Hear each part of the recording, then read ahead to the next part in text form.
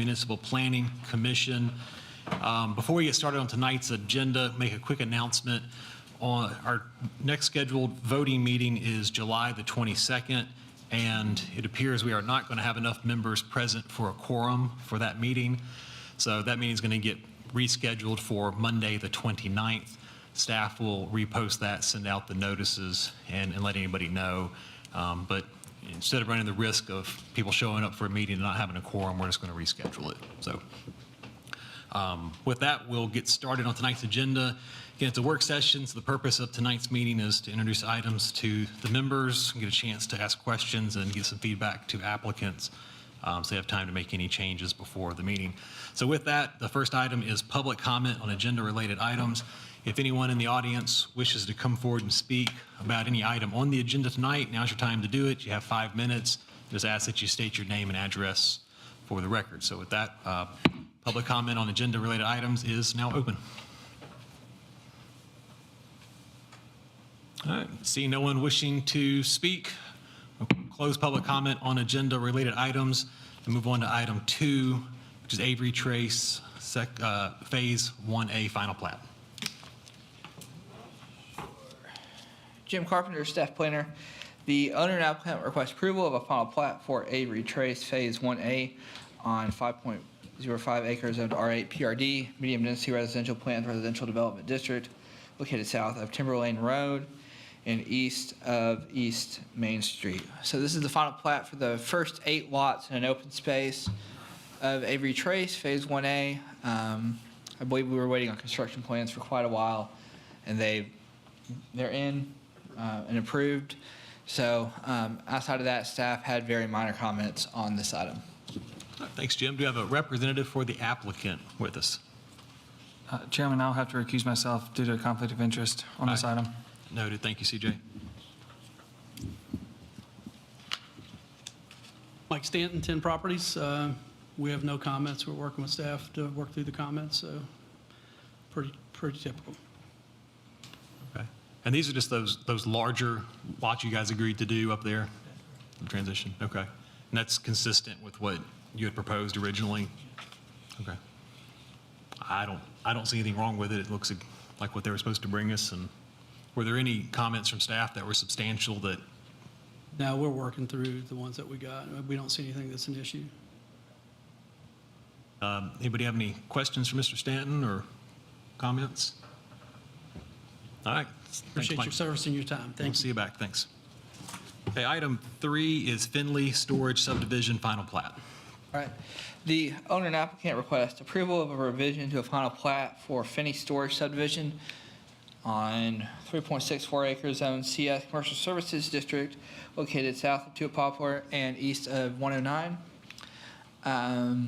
So this was called the Tuat Poplar Mini Storage Subdivision, came before this body, I believe, in December 21. There were some small changes. The owner and applicant received approval of a variance for a 19.5-foot rear yard setback and a 9.5-foot side yard setback at the BZA meeting in June. And they are also removing part of a PUDE in the kind of central portion of the property for a water line. It was originally platted for a water line, no longer needed, and so they're requesting removal of that PUDE. Staff has mostly minor comments on this item. Good. Thanks, Jim. Do you have a representative for the applicant?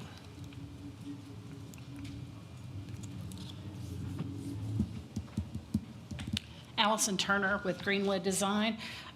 We're in agreement with staff comments. Okay. If you have any questions. I'm just curious, what was the need for the 9.5-foot setback variance? It's a tight site, and so when they went out and did construction, they kind of exceeded their limits a little bit. So, and then when we came back to do an ALTA survey for the sale of the property, it identified those areas. And so before they will close on the property, had to clean it up for the purchaser. So it's more of a housekeeping thing and construction. Gotcha. Okay, no, that makes sense. Seems pretty straightforward to me. Anybody have any questions or comments? Sure. All right, we'll see you back in a couple weeks. Thanks. Item 4 is Woods Crossing, Phase 1, Section 2, final plat. Good evening, Commissioners. Charlie Peary, Staff Planner. The owner and applicant requests approval of a final plat for Woods Crossing Phase 1, Section 2, consisting of 41 single-family lots and 2 open space tracts on a total of 13.9 acres, zoned R8, PRD, medium-density residential, located south of Nichols Lane and west of Woods Ferry Road. Staff had relatively minor comments for this project. Requesting the addition of a address signature block for the plat and making sure all the setbacks are properly reflected on the plat. I do have a representative for the applicant.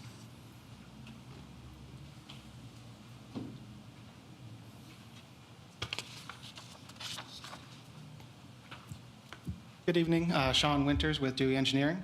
We agree with all staff comments.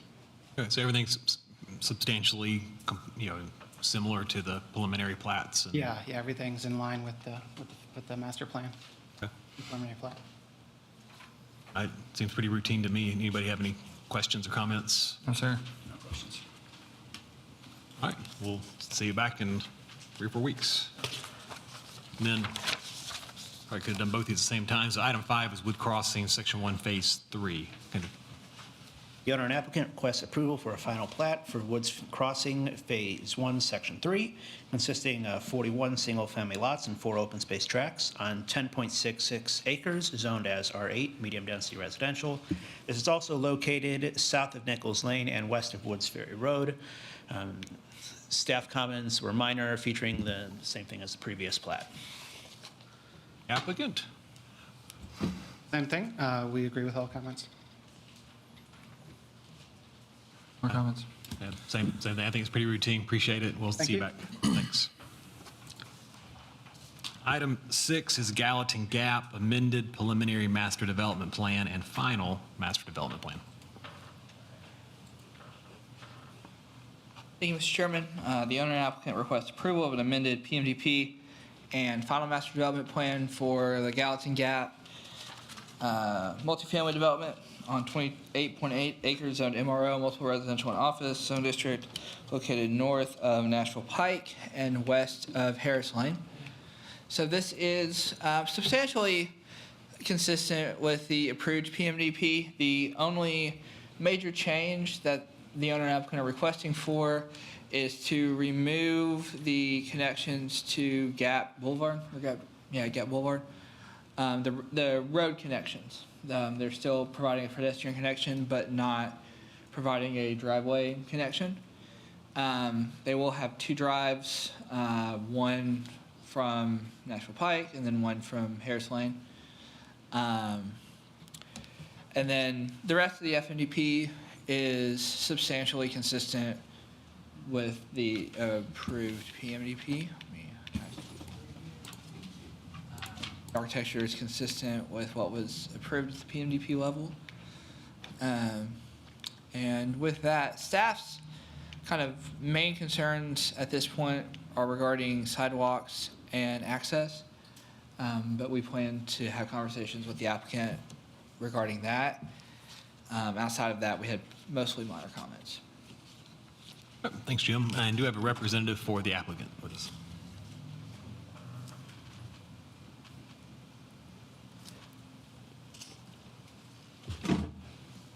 John Richard Patterson, Kinley Horn. Generally, most of the comments we agree with, but again, discussing the connections to Gap Road, there are further conversations that need to occur about the pedestrian connections that we're still proposing, and then also the sidewalk along Nashville Pike. And so I'm not sure if you wanted to have those offline or at this time. We could either way. We definitely plan to have kind of a more direct meeting in terms of like on the technical side of it. But if there's any questions that the board has at this time, be more than happy to address those. Well, I think, Joe, I was going to ask what your concerns with access and the sidewalks. What is it you're Sure. referencing when you said that? So it may be easier to see from here. It's not, but the next door property, the Miracle Ford site, the sidewalks are pretty far set back off the road. And so what they're proposing is reasonable in its own context with the sidewalks adjacent to National Pike, but trying to sort through what the connection looks like here, since this is kind of a drive aisle that ends and the sidewalk ends in a similar place. So what makes most sense for the site, knowing that the front portion of the site will have a layout change, I would assume, when it comes time, and trying to make sense of kind of what that connection looks like. And then on the kind of back side of it, trying to figure out what makes sense for the pedestrian access back here to the GAP site, since there will be families, employees of GAP that are living here, what makes sense to provide the easiest connectivity for them to access their site. Yeah, I'll touch on that real quick. So Gap Boulevard's a private drive, privately owned by the entity behind us. And so we are providing pedestrian connections to that parcel,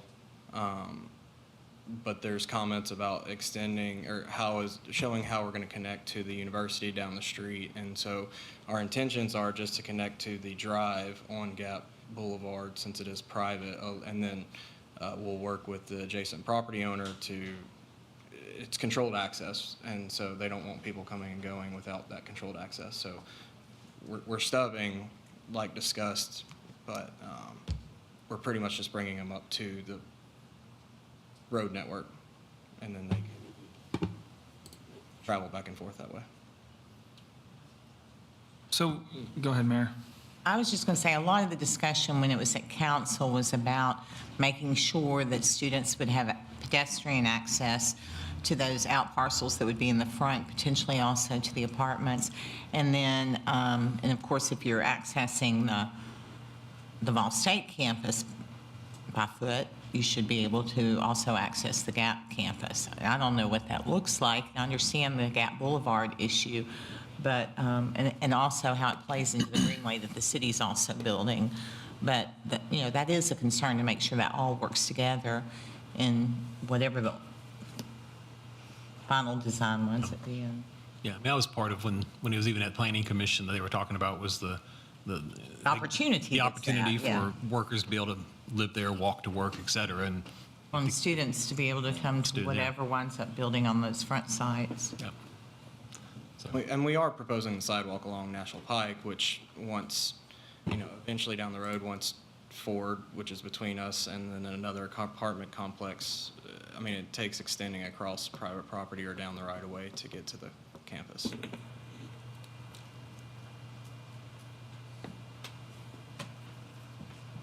I'm assuming, and I've driven past this site every single day, but there's no connection from Ford to Vol State. That's correct. So it's, like I said, it's kind of a challenge to see. We probably should have included a little bit better visual on that on my side, so I apologize. But it ends kind of at this drive aisle, and there is no connectivity for this stretch. So I believe that property is owned it owned by Vol State? I think. Would think so.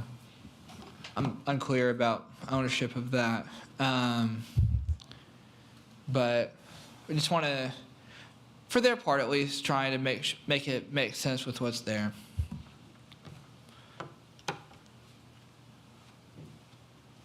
The pedestrian connection to Gap makes sense just because of the subsidized housing that was proposed.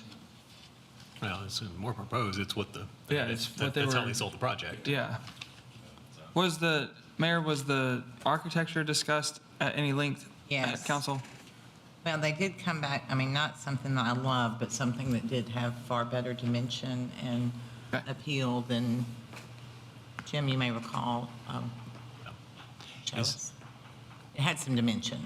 And It's vastly remember improved from the before original. it was all flat, like dormitory. Is this the color scheme, or that you guys are going to go with, or is there? They like the green. Yeah. I mean, my only comment is it, already looks like it's 20 years old, so I mean, that's Hey, Garrett Ramsey with the developer on this project. Yes, the architectural elevations you see here are what we're planning to do as far as color scheme and masonry component to it and everything like that. So, yeah.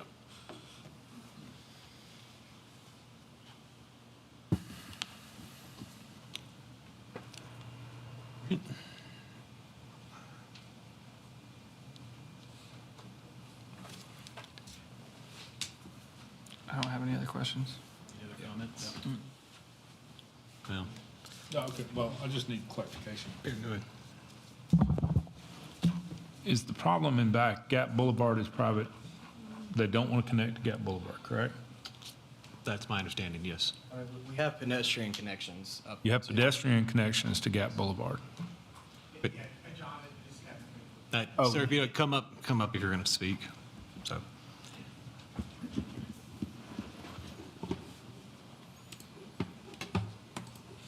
So there's two issues with the road. Number one, to be fair to the residents, at shift change, I don't think the residents would enjoy 500 cars driving through their residence at 12 midnight and 7 a.m. and 6 a.m. in the morning. So it's really not a good idea to connect that, because I know what would happen. People would shortcut through there to thinking they're going to get out to the 31, cut through the residents. And number two, it is a private business. We have big corporation, lots of concern with, some of the workplace violence. So we have a very controlled gate access. If you ever come to the thing, you got to scan to get in. We control visitors, everything else. So, with employing 1,200 people, you want to make sure you know who's coming and who's going. So those are the two big concerns. Walkways, no problem. We agree with it. They should be able to walk to work, and it's fine. To make sense. So, Your name, please? Your name? Your name? Kevin Kuntz, Kuntz. so the pedestrian access to Gap Boulevard, I guess that would hit outside of the control gate, right? The Well, we'll security put The inside. a scan reader on it for Oh, it'd the be inside. employees. Yeah. Would the would they be able to walk along Gap Boulevard to get to the college? Are there sidewalks? We can work along through there? that. That's not a problem. It's more about having vehicles in and out than anything else. I understand personally, I understand why you don't want vehicles. No, I get the Yeah, the vehicles. vehicles weren't anything that I cared particularly about. Okay. Was the pedestrian. I don't think vehicles are the issue. I just want to make sure there's continuity of pedestrian access from this over to Vol State. And it sounds like if there can be sidewalks added along the side of Gap Boulevard, that's your route around. You're not going to get through Miracle Ford. Miracle Ford already has sidewalks On the front. on the front, yes. Yeah, but And so it's just a matter of from there to the intersection of Gap Boulevard and National Pike. it's a pretty circuitous route to go down to the front and then over. Yeah. Sounds like you guys can work something out, so. We'll do that. Okay. I mean, we can, you have to work through it, but you can go along the property line. We'll just move the fence over and run around, so. But I don't know who will pay for it. That'll be the question. Fortunately, we don't get involved in who pays for it. So. All right. Okay, I think that gives you guys some feedback to between now and the next meeting, so appreciate it. We'll see you back in a couple weeks. Thanks. Item 7 is the Woods preliminary plat. Good evening, Brad Hickman, staff planner. The owner and applicant request approval of a preliminary plat for the Woods, a residential subdivision consisting of 84 lots on 16.6 acres, zoned MRO, multiple residential and office district, located east of Woods Ferry Road and west of Highway 109. Staff had mostly routine comments around this, and it is substantially consistent with the FMDP.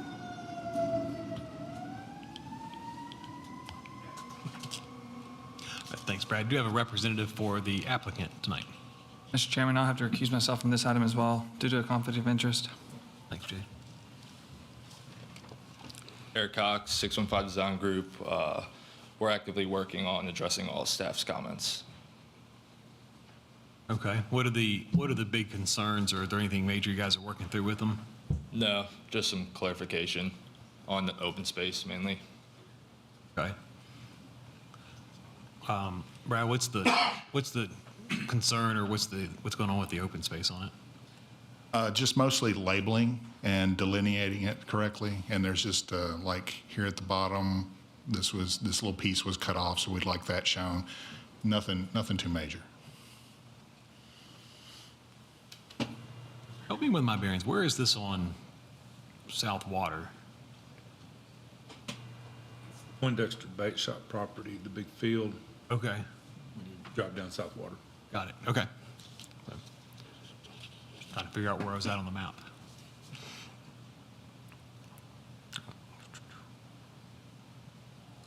Okay, and this already has the zoning that they need for it. It's just the planner plat. Yeah, if you guys can work through everything with staff, I don't have any other questions about it. Anybody else? So, all right, sounds good. We'll see you back. Thanks. Item 8 is Greensboro Village amended preliminary master development plan. Yes, the applicant is proposing a residential development within the Greensboro Village PUD. This is located south of Nashville Pike. There's a little bit of history to this PUD. It's been around for a long time at this point. This area that is highlighted right now is approved mostly for commercial and a limited amount of residential on the southern end. About 135 units are still permitted in this PUD within the R6 PUD section, which is just south of the Greensboro Greenlee Boulevard. The applicant is proposing a age-restricted development with a variety of housing types, including 4 to 5-story condos, townhomes along the rear of this property, a memory care assisted living facility, a small medical office, and it's approximately 475 units that they're proposing. For this PUD, they did have originally more units permitted here, but those were moved in 2015 to be the Edison Apartments, which were constructed soon after. So this would be a significant amendment to the PUD to add over 300 more units than what are currently permitted with this PUD, but the zoning is in place. So whatever Planning Commission's recommendation is, this would go on to City Council for that consideration. That was a big part of the Edison change, was the moving of those items and to have no more apartments. So just keep that in mind as you review this, and the applicant will speak to all of that. They did include a vision book, which includes the different housing types that they are proposing. Again, this is decently conceptual at only the PMDP stage, but they did provide a good open space exhibit up along the creek. They are proposing condos along the creek, which are similar to the ones that are in Foxland, that are right on the water. And then they are keeping in mind that boulevard, Greenlee Boulevard, which is currently tree-lined, being very cognizant of the knoll across the street and what that does for the streetscape, with the memory care up by where the movie theater is. Acceptable materials would be brick, stone, and hardy board predominantly. These would get more specific should this get approved and with final master development plans. And then they did include in their vision book the building typology based on the different types that they are proposing.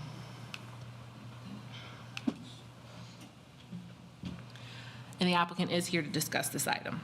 All right, thank you, Jillian. Representative for the applicant, please.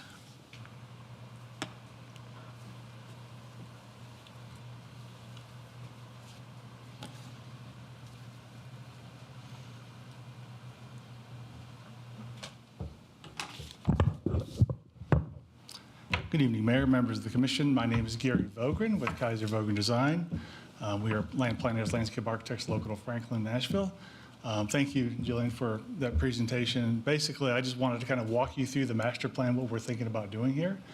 As you mentioned, Greensboro Village PUD, we're coming here to amend this with a PMDP. to allow for addition of residential units. We are basically displacing some commercial product that is currently zoned within the MRO district. We have the RO6 residential as well, but really coming before you to ask for an age-restricted senior housing active adult community with a mix of residential housing based on townhomes, dwelling units, assisted living beds, memory care, senior housing, and about 6,500 square feet of office medical. The master plan is basically centrally located within the retail district, allowing walkability for this type of product, given the household age of the product with varying residential lifestyle sizes. Amenities, trails, green space, we're basically about 62% open space, which is about 27 acres.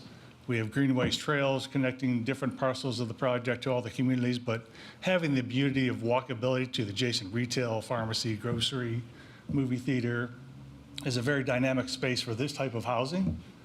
Very needed. As you all know, it's a less burden on infrastructure, utilities, traffic flow, parking, schools, things of that nature.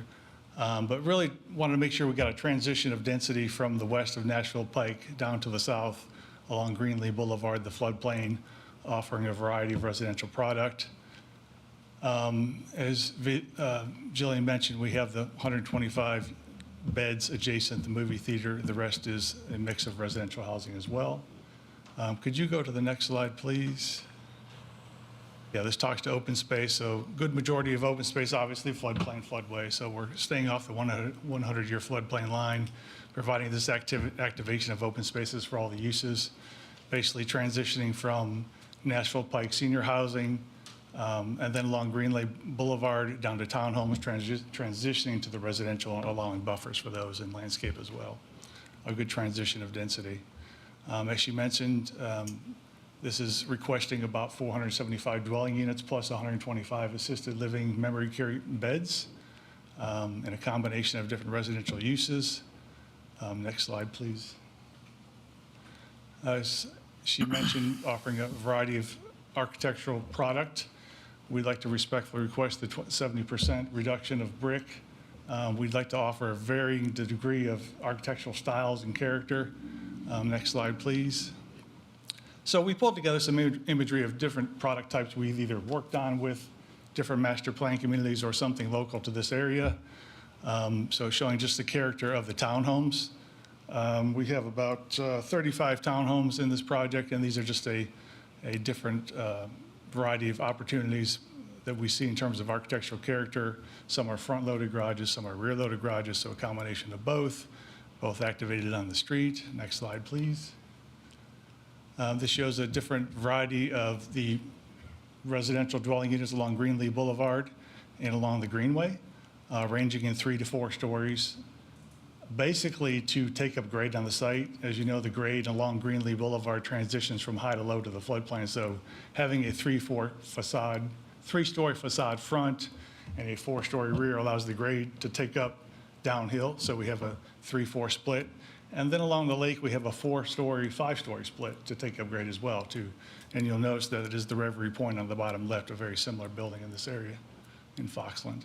So a mix of architectural character and product along the streetscape, parking relegated to the rear, some on-street parking, some surface parking, as well as podium parking and garage parking. So a combination of both to handle the needs of this community. Next slide, please. This shows the building typology of the assisted care living facility. Could be 1 to 3 stories in height, varying architectural style, but all these buildings front the street, so we want to have strong character that addresses the street, animates the street, creates the edges, conceals the parking, allows for ample open space and activation of those uses. Next slide. And the last product type is the middle of the project. At the roundabout at Greenlee, there's a building that we had located for 6,500 square feet of medical office. So that's at that terminus of that roundabout there, just showing some architectural character for that 1-story building. Thank you. So we've received comments from staff. Talked to Jillian this morning about those. Most of those are kind of notes and generalities. One change that was requested At the roundabout of Greenlee Boulevard, they asked us to extend a fourth leg of the roundabout there, which is fine. We're going to add that piece into it. So on this plan, it doesn't show that, but we're going to extend that into a fourth leg into the southern area south of Greenlee Boulevard to activate that space and kind of slide that blue building, which is the medical office, over to the left a little bit. So, but in general, we're pretty much in keeping with most of the comments and just working through those with staff. So I appreciate your time. Thank you. Any questions? I'd be happy to help. Do you have any questions? I'm assuming the multifamily has elevators. Correct. With this type of product, absolutely. Are you thinking parking below or? It's a surface combination, parking? Mayor. It's some units, the units are basically fronting Greenlee Boulevard. Those units, 30 units apiece, will have podium parking or garage parking below. So that option could complement pending final architecture. Also, the buildings along the greenway, along the lake and stream there are also parking underneath the building as well with on-street parking. Yeah, I see where you asked for flexibility on parking, and that's fine, but I think, obviously none of us want it street side. We want it interior where it's not Yes, we agree with that too. And, detracting from the corridor. yeah, based on, all the parking relegated to the rear with a combination of different parking types. But with this type of product, the parking is in less demand, obviously, so that's a benefit. Chairman, Yes, sir. I just have a question about the type of dwelling units in that U-shaped building versus the type of dwelling units in the other multifamily buildings. What's the difference? There is no difference. They're just residential dwelling units. That building, the U-shaped building, is a 3-story building. No podium parking, just straight up parking, surface parking, with an internal courtyard and amenitized within that TVA easement. Well, I certainly understand putting that density in that area.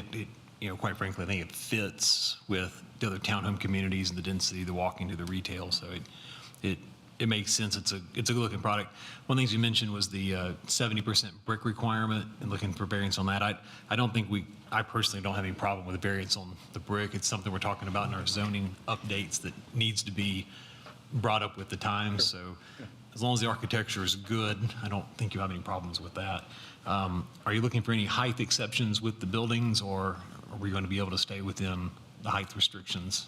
In talking to Jillian, the buildings that are fronting the greenway on the south of Greenlee Boulevard, those are 4-story front, 5-story rear, so that's for request there. Okay. The 3-story, 4-story split, from what I understand, because it's 4-story on the back, I think we have to ask for a variance there, so that's the request there. But the beauty of that is the transition of grade, we can take up the building grade. Right. So, but we probably request that for both of those two buildings. And it's really just those two buildings. Everything else, the U-shaped building will be fine, the assisted living memory care is fine, and the townhomes are fine. Got it. So do you want to talk about the ask for more residential units than was permitted in the current approved PUD? I know back in 2015, there was, an agreement or something that was reached to trade these for the Edison apartment complex. Yeah, really, this plan is reflective of the changing times and just economic trends that are here today.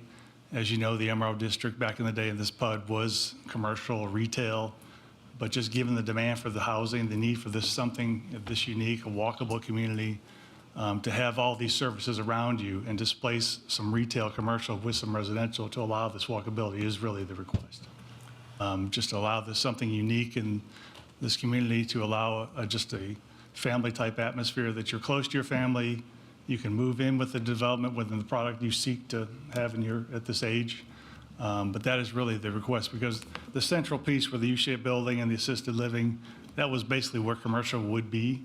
Obviously, residential to the south along Greenlee Boulevard was always there, but just animating it with different types of residential product, but really displacing the commercial and allowing something unique in terms of senior housing.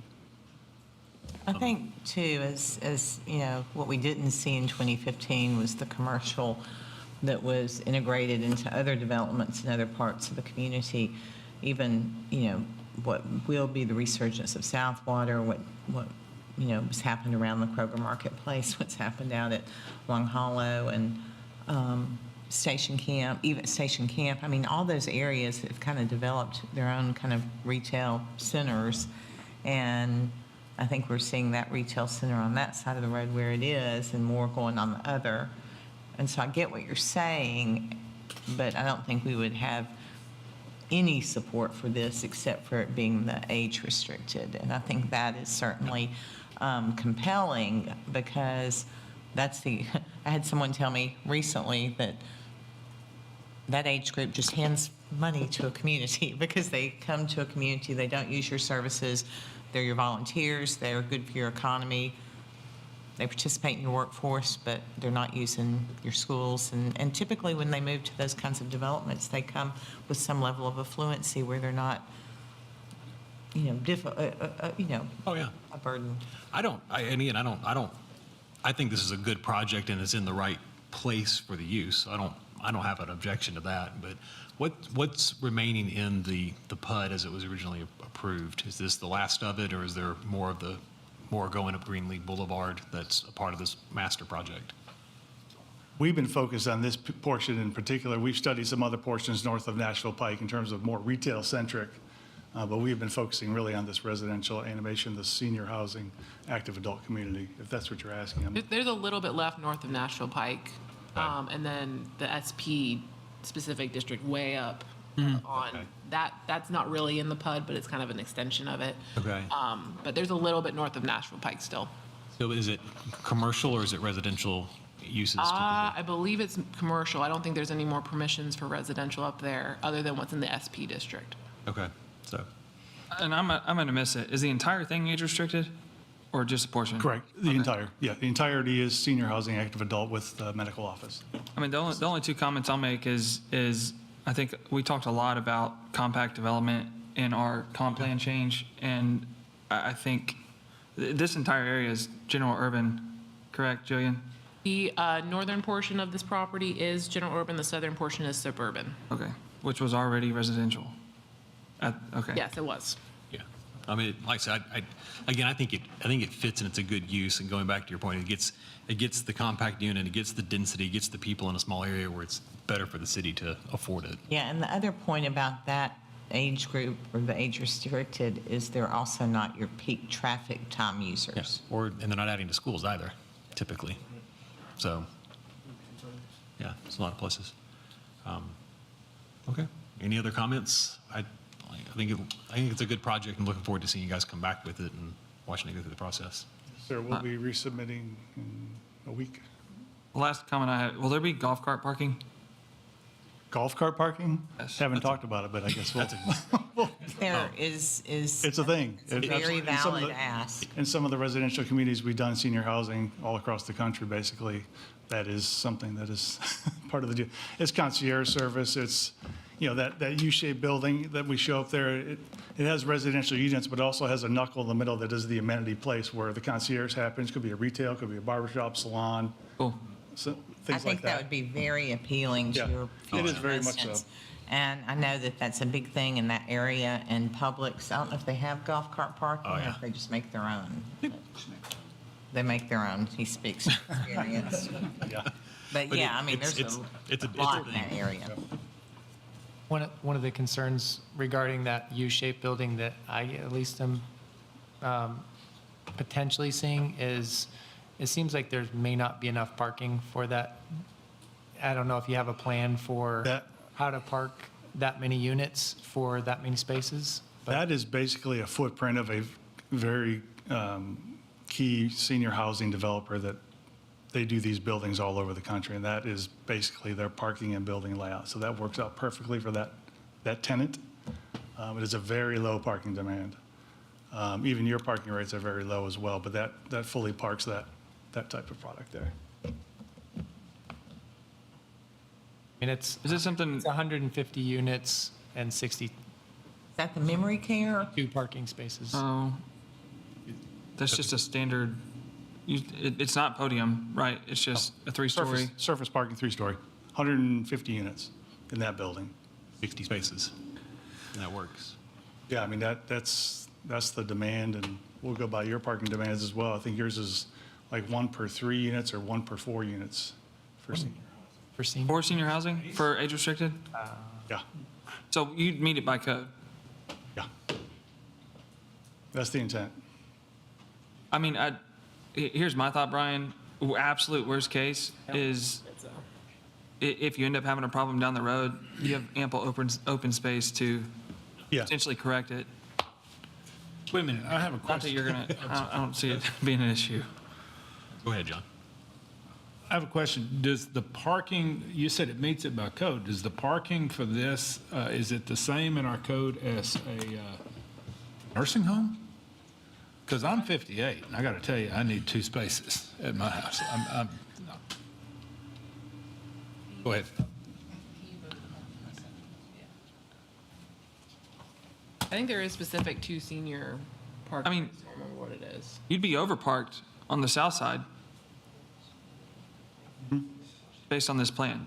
I'm understanding there's 1 space for, there's less than a half a space per unit. For the age restricted, and I think what Gary is saying is just for that building number 2. Or is it for all of them? Because the rest of them are podium. They have surface level and they have. Living piece, is it the, That building's not assisted living. The Oranger building along the movie theater is assisted I living. can't memory make 1 space per 3 units make sense in independent living. So according to the zoning ordinance, multifamily residential occupied exclusively by elderly families under specific long-term contract with an agency of federal, state, or local government is a type of use. 1 space Say per, that one more time. That's not what this is, though. That's not what this is. 1 space per 4 dwelling units is what that calls out, with a maximum permitted at 1 space per 3. Group residential could be 1 space per 3. Retirement center, see Schedule C. Wouldn't have to if we had hyperlinks.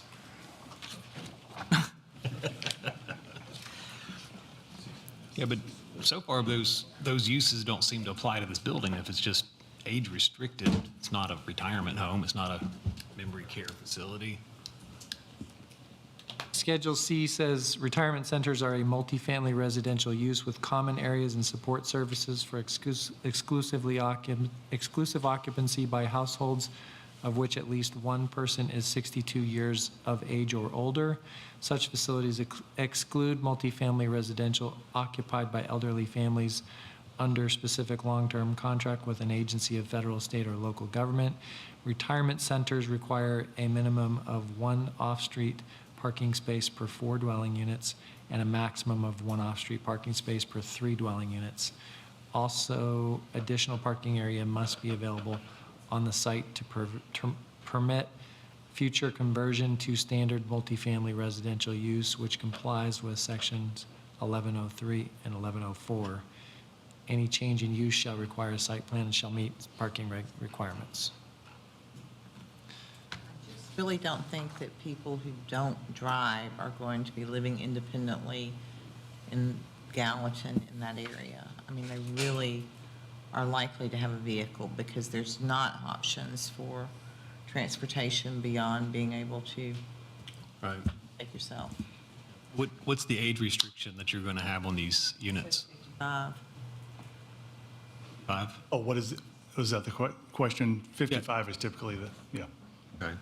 So by those definitions, it doesn't meet those parking requirements. How does the age restriction carry forward with the property? Is there anything that says that 10 years from now, this won't be an age-restricted property? You beat me to my next question. Is it, if it doesn't lease, it doesn't work as an age-restricted community, what stops you from converting it to just? Sounds like that parking would limit it. They would have to come back with a site plan according to that rule. Yeah, but I guess the question, what you just read. Change of use. What you just read says it's, for 62 years and older, and this is 55 and up, so it doesn't seem to connect.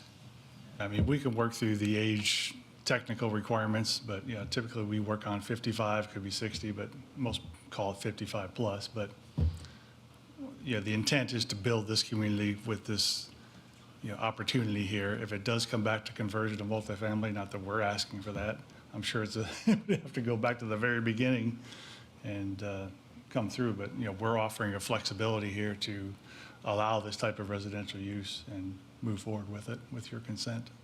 I guess maybe Brian or Jillian, can you, what's the enforcement mechanism that, how does the city enforce a 55 and plus or 62? I think we just need to ascertain what parking regs will be applicable for this, and then just make sure that that's applied, as we go through. Okay. And we can determine that as we discuss that with the applicant. Well, I think the parking's one question, but to the mayor's comment earlier, I think that, she said the appetite for this is there because it's a 55 and up retirement-driven product. So if it was being brought as multifamily, unage restricted, the appetite may not be there. So the question I would like to have answered is, how does the city have a guarantee that if approved this way, it stays this way? And don't take it the wrong way, but in 2015, it was asked to trade residential units to not ever ask for them here, and we're back asking for them. And I'm not opposed to it, but if it's selling it as it's going to be 55 and plus, and that's what it's going to be, and in 5 years it's not, what's the mechanism to ensure that we get what we're being sold? We'd be That's my happy to question. work with yourselves and staff and just whatever that obligation may be to maintain that. But senior housing groups are looking for communities like this that we work with, and this type of location, the community itself, the values you have, the walkability, the trails, the green space, and the retail is just, that's what these types of users are looking for. And this, And I think you're absolutely right. Don't take my comments the wrong way. I think the project is great. I'm looking forward to having it, but those are the questions I'm being asked. yeah. So, anybody else have anything? All right, hey, appreciate it. Looking Thank forward you. to seeing it come back. Appreciate your time.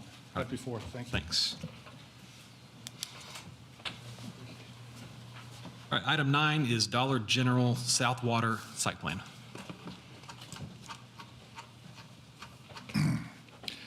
The owner and applicant request approval for a site plan for Dollar General Southwater to construct a 10,640 square foot retail store on 1.13 acres,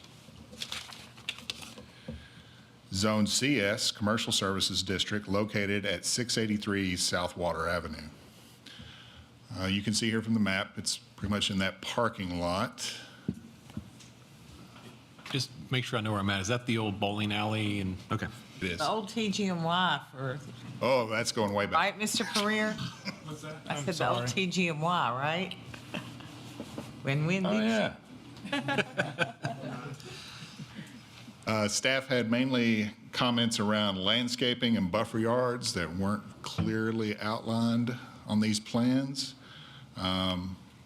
And architecture, we were given 2 sets of architecture for this proposed Dollar General. The first is rather stark. You see here on the screen, brick and more brick. And an alternative, which we feel is more interesting and supports the city's goal of revitalizing the Southwater corridor.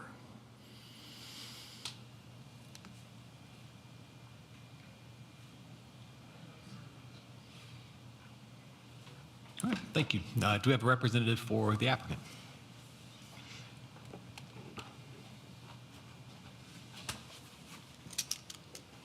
Allison Turner with Greenlit Design.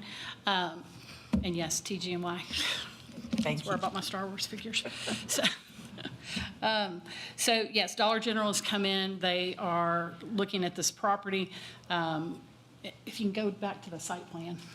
The concerns that we have are, as we're trying to redevelop this property and stay with the grades that we're restricted to, a couple of the comments. One is an entrance with a 60-foot throat. That really throws the whole project back further and eats into the parking lot for the old bowling alley area. We're wondering if we could restrict that down to at least at a minimum of 40, and we could remove some of the parking on the lower side, there's some of the angled parking, push that up a little bit so that we get 60 feet in that area. That's one way to maneuver that. We've also, at the developer's request, have where that entrance is coming in and we have the angled parking, we have that large area of asphalt. We want to move the building and all the parking down closer to the angled parking and create more of a 36-foot drive aisle through there, 30 or 36-foot drive aisle. And on the rear side of the building, on the top part of the page, we would put a green space area to try and accommodate a little bit of detention. It's not enough room for a full detention. We're not required to do detention because we're already lessening what's there since it's solid asphalt as it is now. And then you see on the right-hand page, right hand of the page at the upper part of the building outside of our parking, that area is going to be the loading and unloading zone, as well as shared drive access with what was the bowling alley area. And it'll be a 30-foot wide area so that we'll have some space for deliveries, which Dollar General, usually it's like 1, 2 trucks, and they're usually at night. They're not running all day long like a lot of places. So they shouldn't interfere with the day-to-day operation of the parking in that area at some point in the future when it is more of a viable area and being utilized. So to get that 10 foot of green space that is required all the way around the building, we'll have it on the north side of the building.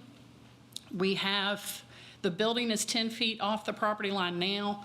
The parking in front of it is only 5 feet off the property line. In the ordinance, I'm sorry, this is a little technical, I know, but in the ordinance, there seems to be some leeway for shared drive accesses as well as redevelopment. In this case, we're redeveloping, and we are putting some green space interior to the parking itself. And to get that longer throat on the entrance, on the south entrance, I'd like to work with staff and see if we can come up with maybe an average of 10 feet across that boundary with the car lot, as opposed to a strict 10 feet. That would allow us to get a little extra parking there and also create some extra green space. That'll be a little, because there'll be parking, it'll be 18 feet wide or deep as opposed to 10 feet. So it'd be a little bit of a balance in there, if that is amenable to you guys. And architecture, you answered my question on that one. So, and I think they'll be fine to go with the more decorative building. Thank you. So happy to answer any questions. Already answered my first question about the architecture. So I appreciate option A, and option B, we like B, I think, is the consensus. So, I missed that when I submitted it. So. well, I guess first, I think what you guys are doing, especially with that architecture, is an improvement to that site in particular, and recognize there's some challenges in getting it all to work. Several years ago, we dealt with the Pelican Snowballs redevelopment down the street, and we spent a lot of time. That was months of meetings back and forth trying to work through with that gentleman on that. And in the end, we held him to the landscape requirements. And as that South Water Corridor gets redeveloped, really spending a lot of time and energy making sure that it gets done right, so that we get something really great through that corridor. So I think my encouragement would be to working with staff, to do as much as possible to get it as compliant as possible, and really put something that, as everything redevelops, you'll be proud that you put it there. So, and we'll be proud that we approved it. And like I said, on the rear part of the building, while engineering doesn't necessarily require that we have water, we'll have water quality for our site, but it would give us a little space to do a little extra, a little bit of detention. And it would be more like 30 feet of green at the rear of the building.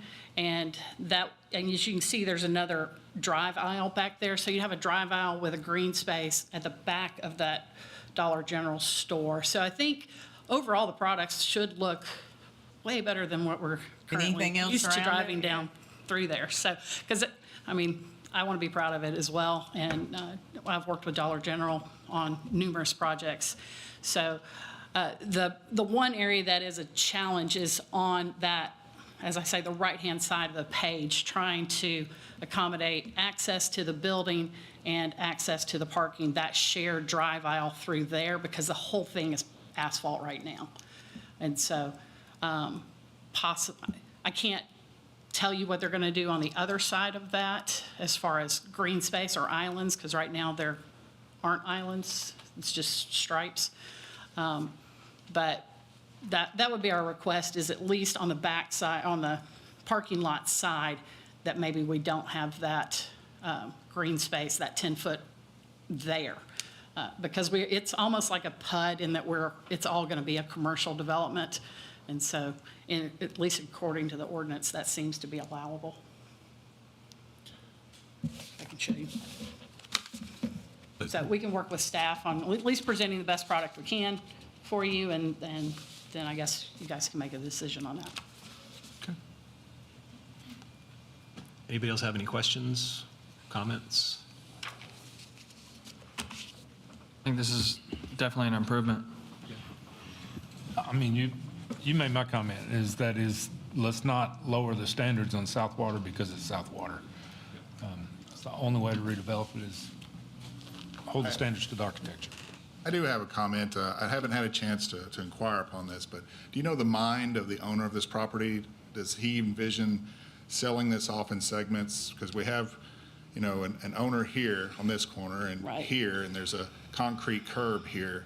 So if this property will eventually be segmented off for different businesses. I do not know. I know that our client will own the Dollar General store, but it will be leased to Dollar General. And beyond that, I don't know what the plans for the overall property are. Okay, that does help, knowing that he's going to lease and not sell to. He has an ongoing relationship with Dollar General. I mean, I think this is the 8th or 9th Dollar General that I've done with him, and he retains the properties in most cases. And so he has an ongoing relationship with Dollar General.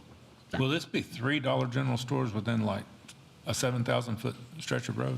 Yeah, close. Okay. There are quite a few. I didn't know if this was Happens with replacing them, one don't of you them. know? Huh? That's what happens with them, don't you know? They multiply. I mean, and this is a great location for one. I mean, in my personal opinion, because I drive that road every day. You know, it's in that area, there's not a lot of close shopping, and this is an area where a lot of people are pedestrian oriented. So to me, it seems like, I mean, Just up the street, we're talking about the project that's converting to some residential that we talked about a few months ago, that this is exactly what needs to happen for that to develop. So I think it's an improvement for the corridor, and I'm glad to see it coming, so. yeah, and so it'll improve the sidewalks along that area, and I think it'll just be good to get some trees over there and maybe shade some parking, and we are going to reduce that parking area and tighten it up a little bit. Dollar General does have large parking requirements, but in this case, they've allowed us to tighten the lanes between parking. Usually they want a minimum of 30, if not larger, between their parking, because they route their trucks through their sites. Right. But in this case, they're going to route up and go through the main parking lot itself, which kind of reduces some of that, which is nice.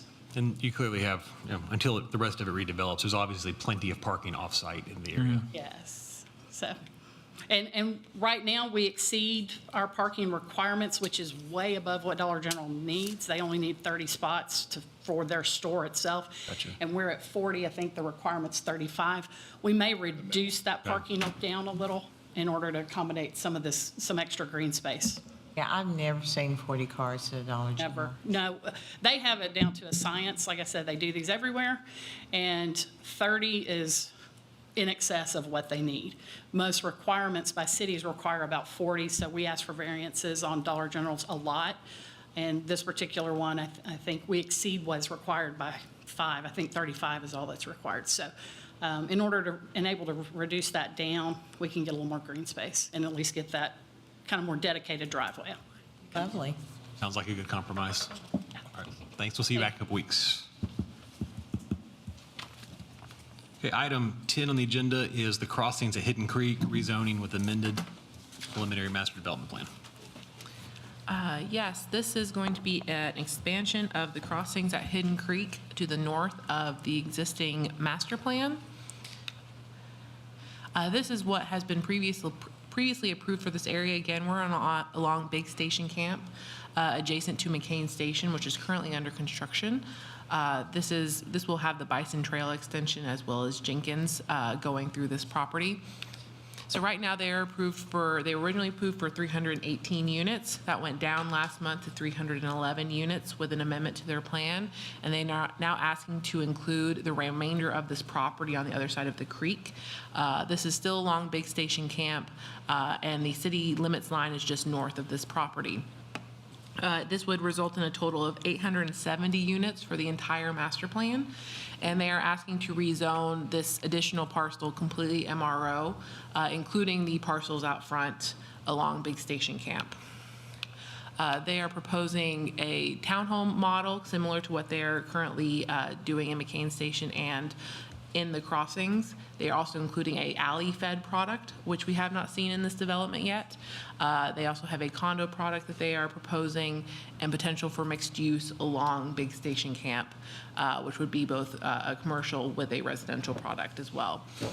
Staff did have some concerns about considering MRO along Big Station Camp. We really want to encourage commercial development, as we have done with McCain Station, as we have done with the crossings. So we did have some comments about what does that mean if you want that to be mixed use. We would need additional information than what was provided at the time. But right now, we would prefer PGC, but we are willing to look at MRO and what that means for mixed use. We wouldn't want to see that just be residential, is where we're at. They would include some street trees. These two developments in this area all have the 8-foot grass strips, so they've been able to accommodate street trees throughout. They did provide a buffer yard plan, which is generally consistent. And then they did have a pattern book, which included their architecture and the various amenities that they are showing within this development. And again, all pretty consistent with the crossings. We did ask for more information about the condo development at the condos as well. Those were not provided in detail with the vision book, and those were not originally shown with the crossings development. So we did ask for a little bit more information on the new aspects of this plan and what that means for the expansion of it.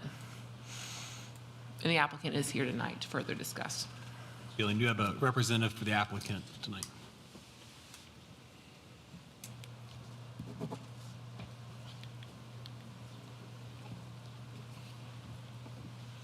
I'm Scott Stokes with Gamble Design Collaborative, landscape architects out of Franklin. I'm representing Randy Hoffman, the developer.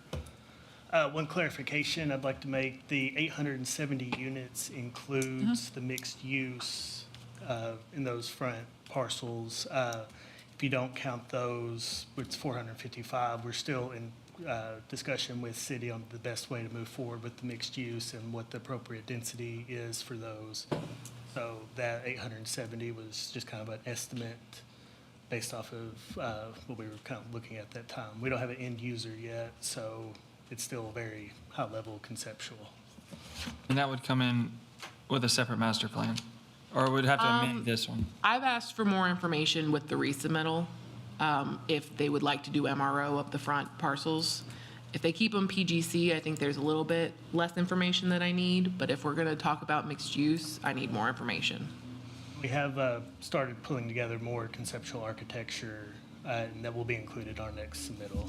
Yeah, I think definitely if it's MRO, we really want to know what the intent is and what it is before we grant the zoning for MRO. Just, not that it's a bad thing, but it opens up for a lot of uses that we would want to know what they are.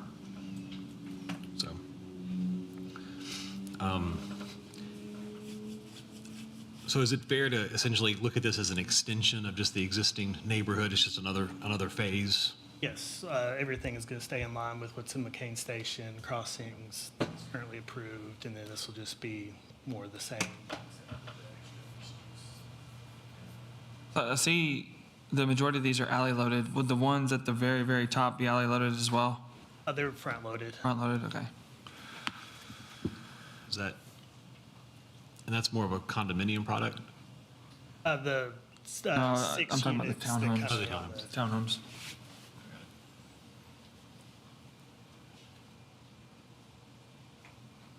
My other question was going to be additional parking for the townhomes, but it looks like they have those in parallel spaces Yes, throughout. we have parallel on-street parking pretty much the whole way around.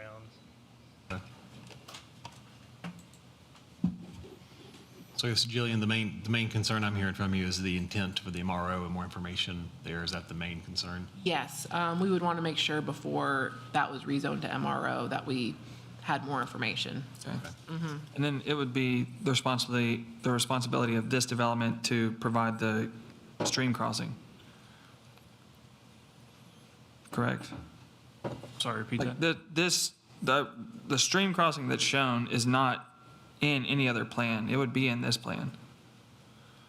So it's all part of it. I think previously they did not include the stream crossing. It was to be included with this property that's shown, and then now it looks like it's all together to be included. I don't have any other comments.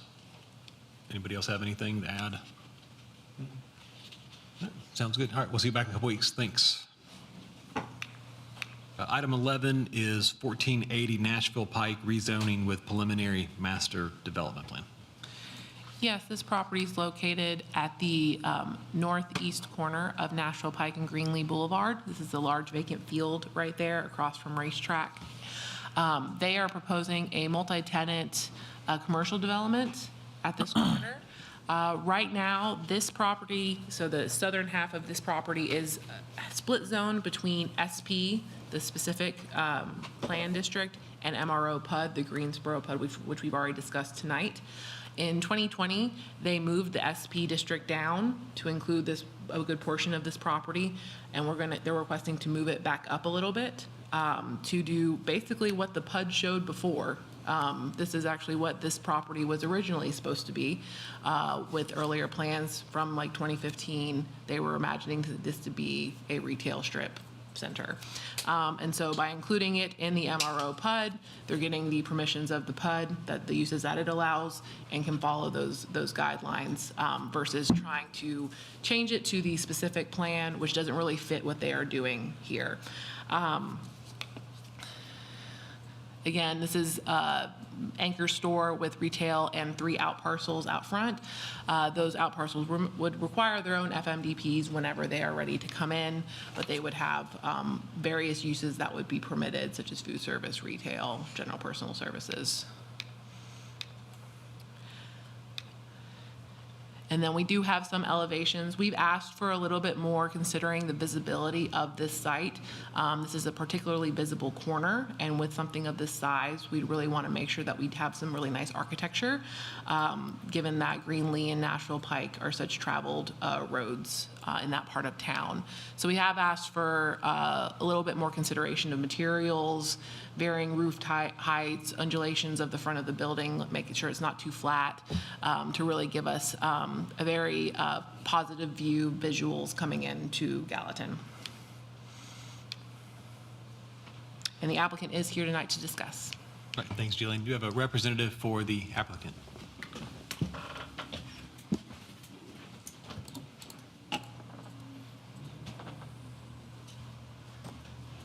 Good evening. My name is Ken Knuckles. I'm with Development Management Group here in Nashville. We're representing the developer and the property owner for this proposed retail development. The property in total, I think, is 56, 57 acres. I think the majority of it is zoned SP, up on the north end down toward Nashville Pike. We were actually requesting that we rezone the entire 56 acres to the. I did ask, yeah. I wasn't sure. And the project is proposed in 2 phases. You pretty much see phase 1 there. It's kind of detailed out. Phase 2 will be something similar in the way of a retail in the future. I think we're proposing a total of 162,000 square feet between one large anchor, national retail anchor, which you guys have seen on the elevations, this target. And then a junior anchor beside that, and then just some shop space there. Will be a mix of retail, maybe some restaurant use. The site is in, I guess, encumbered by a couple of streams that are running through the property that we're working around in addition to the buffer streams, or the stream buffers that go with that. And then you've got a very large TVA easement that runs kind of through the, I guess, the southwest corner or along the front that we're kind of staying out of as well. So the plan also proposes 3 out parcels. Those are most likely going to be some sort of restaurant use, QSRs or something like that. And I think the 3 out parcels combined are about 8 acres in area, although the usable portions of those due to the stream buffers and all of that that are there is really actually pretty small. So, but we do have some layout sketched out for that tries to make best use of it. Access to the property, we're proposing 1 access off Nashville Pike. That aligns with, I guess, the driveway across on the south side of Nashville Pike with the Volunteer Bank and Walgreens and that down there. And then the second access is going to be off of Greenlee that aligns with, what's the name of that street? Yeah, that one. We had a traffic study done. The recommendations to this point are possibly doing some sort of a right turn decel lane coming from the fire hall down to that entrance off Nashville Pike. And they're recommending a traffic signal at Greenlee, which requires some additional warrant study, but that's the recommendation they've made. Let's see.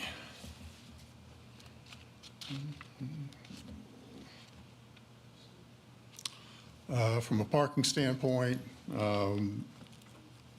we are, I think, required to have, based off 162,000 square feet, we're required to have a minimum of 541, maximum of 650, and our plan reflects 649 spaces. We have reviewed staff comments, markups. We have just a couple of things we want to follow up with. I think most of it is pretty straightforward, not difficult.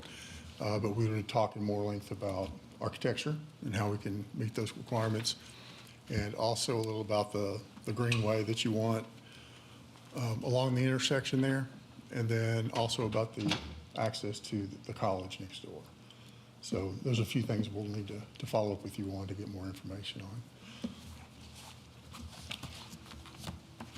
Happy to answer any questions. It's nice to see a development that people are going to be happy about. My favorite kind of projects. Exactly. Well, I can start off by saying I think the last time we had a national major retailer come to Gallatin, the reception probably wasn't nearly as warm as this is going to get. It was quite the drama. Quite the drama. I was long before my time on the Planning Commission.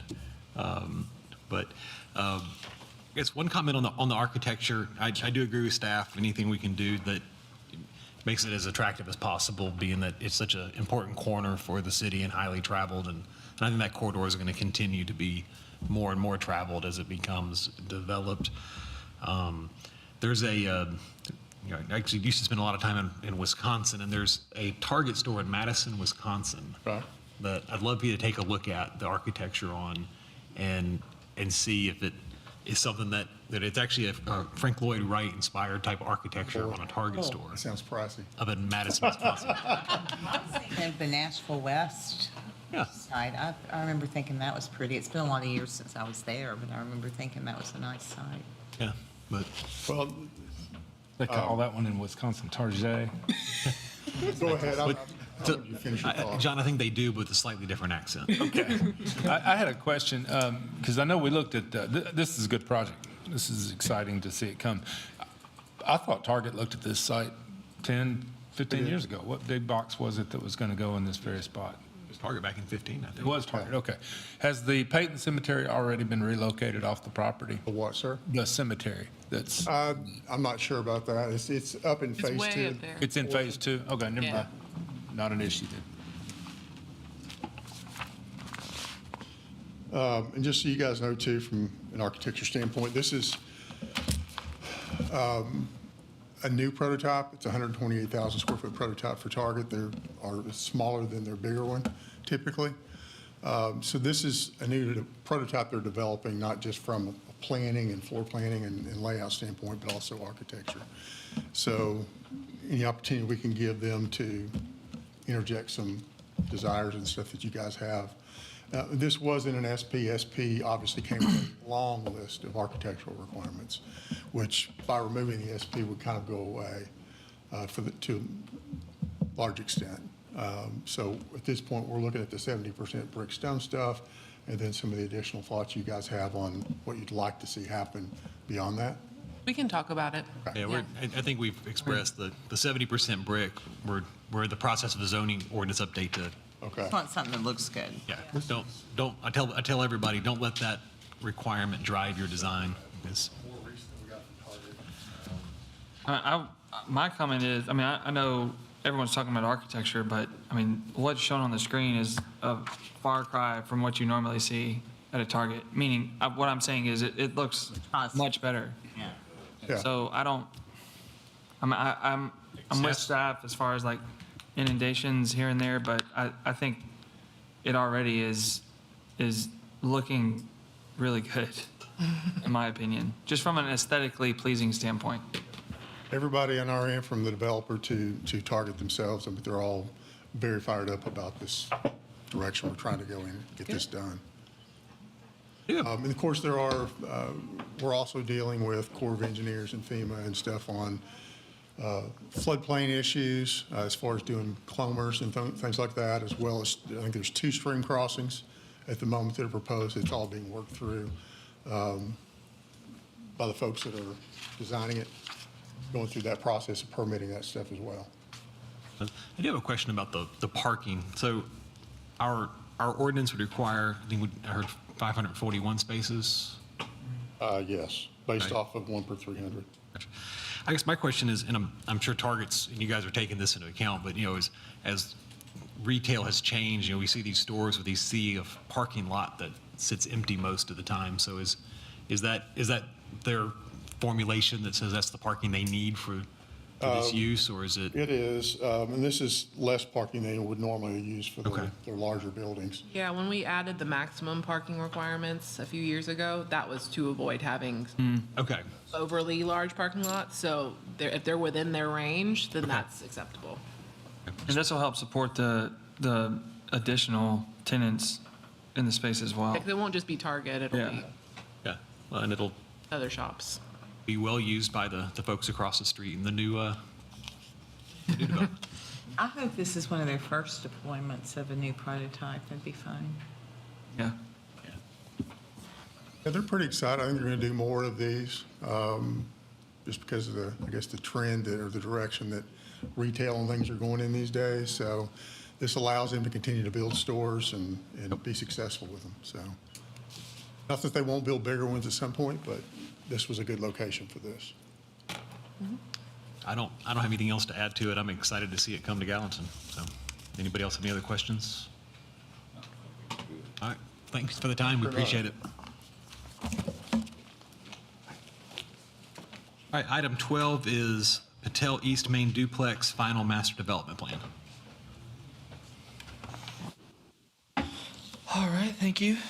The owner applicant requests approval of a final master development plan for the Patel East Main duplex on a .305 plus minus acre parcel zoned MRO multiple residential and office district located north of East Main and west of Northwestland Avenue. This is very consistent with the approved PMDP for this. Staff has minimal comments. Thanks, Jim. We have a representative for the applicant.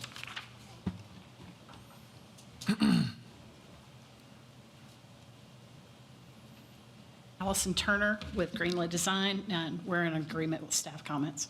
Why are they making you do all the work tonight? Everybody's out of town for vacation. Next week's my week. No, that's fine. Sorry, I'm still getting over Target.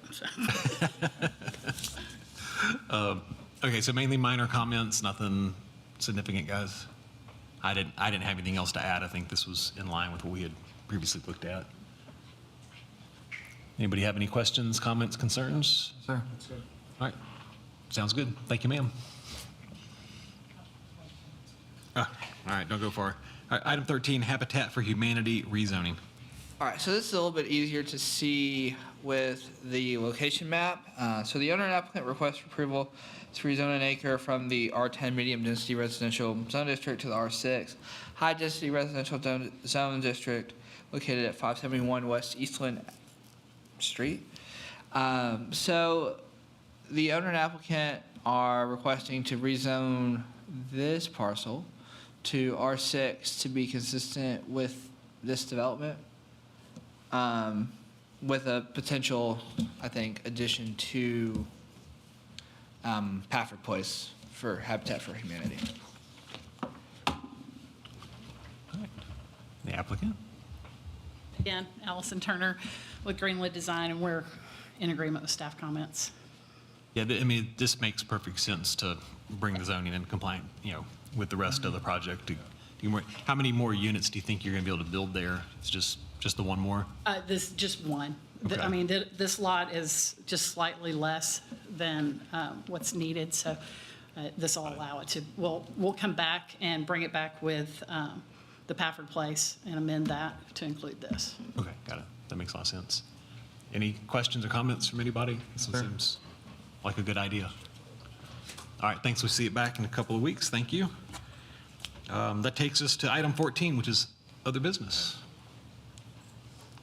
Ryan, anything? Just want to say thank you to everyone who came out for the joint meeting this past Tuesday with the city council. I thought we had a good presentation from our consultants from TPUDC. Also want to just remind everyone about the upcoming Planapalooza, which will be on the 12th through the 15th of July. So mark your calendars for that. The 12th of July will be a particularly good presentation to go to. It's kind of a hands-on workshop session that they'll do with some maps out on tables and, opportunity for folks to kind of get their pencils out and, stickers and whatever they want to, however they're going to do that. And then throughout the weekend, they'll have some open workshop time along with a couple of pointed meetings at, discussing particular topics, and those are on the agenda as scheduled. But, and then on Monday, they would do a final presentation kind of outlining all the different comments and ideas that got brought up during the Planapalooza and what direction they think we should move forward with as far as, end result type thing. So, again, that's June 12th through the 15th. I'm sorry, July, thank you. And we'll be looking forward to an awesome time with that. And then, of course, from there, they will be basically getting into hot and heavy code writing status. And we should hopefully have a draft code around October-ish. So we'll be working pretty strongly with them throughout that process. And of course, if you guys have any questions about anything throughout that, don't hesitate to let us know. But be involved, be there, do whatever you can to participate. This is your document largely, and you're the ones who use it. Of course, staff uses it a lot too, but you get a lot of good input by using that too. So, What was the consultants' thoughts after the first two meetings? they both thought that both meetings went really, really well. So Yeah, I was worried, and he's like, "Oh, I've been too much worse." Yeah. no, Made me happy. we had a pretty good turnout at the initial kickoff meeting. There was probably about 50 people there, 60 maybe including staff, and then for the city council, we had most of the city council and planning commission members there, a few exceptions, but other than that, I mean, really good discussion with both groups, and so. How are we, what kind of efforts are we making to get the word out to the public that this Planapalooza is happening? You know, I know there's, you know, obviously there'd be a lot of people who'd be interested in having a say in influencing the direction of the city, but are we reaching out to homeowners associations or any type of things to get the word out that it's happening, or? So yes to a lot of the different groups. And I've been working with Jeff Henschel, our communications director, to try to get that. The consultants created the flyers for it. There's a poster and some flyers and different things. That's posted on the website already, but also that will be sent out to a lot of the different organizations and groups like that. So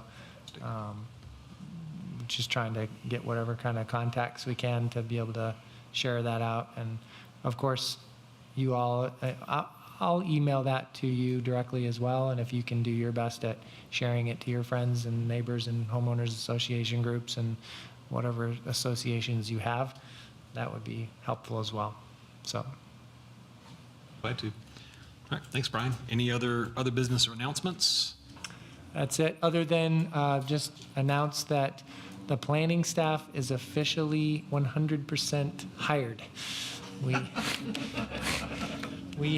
don't have our new planner here tonight. It was her first day today, but she ended up needing to go home this evening, but we'll have her here the next time. Her name's Kimberly Atley. And then we also got a new zoning code enforcement officer, as well as a new planning assistant. So that's our front desk person, and we're just super excited to have all three of them on board. It's great news. It's been a long time since we've been fully staffed. And I did want to share that we are working to kick off a special census. So if you have any great ideas about how we can get people to participate, I'm open. That means a lot of dollars for the city. Oh, absolutely. If we get that number, We get the right number, right. bumped up, yeah. Yep, that's a big deal. So, As long as the census count can be done accurately. yeah. All right. Thank you, Brian. Thanks, everybody, for the time. If there's nothing else,